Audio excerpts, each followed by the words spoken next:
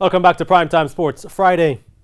Western Confed clubs Falkland FC and Falmouth United have added their voices to those who are disappointed with how the cancellation of football for the remainder of the 2019-2020 season was handled.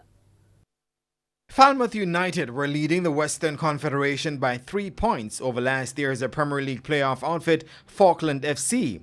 The Trelawney-based team is owned by Kimani Marley and was in the third year of its Premiership quest, but the JFF's null and void declaration has hit Marley hard, especially due to the heavy investments he has made.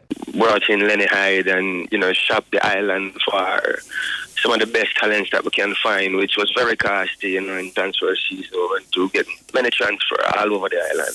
And, for it to get to this state now and for it to just be cancelled, null and void. So for me, and then, it's beyond that, because I run the facility in Falmouth where I house 18 players. So, that's food every day, that's transportation, that's, so I was heavily invested. So for it to be null and void and going back to zero scratch, that is a big blow for me. The Montego Bay-based Falkland missed out on this season's Premiership after losing in the boardroom to Malines United, and President Dalton Reed says there was no channeling of information. It is heart-rendering, actually, that the season was cancelled. And not only was it cancelled, but we weren't allowed to have an input in the decision. Marley was not too keen on revealing if he would curtail sponsorship, but adds it's hard to walk away from the project. With this being my first love, it's kind of hard, and to see, the good that it brings to the community and the joy when I get out of the youth, them is very. It would be hard for me to let go, but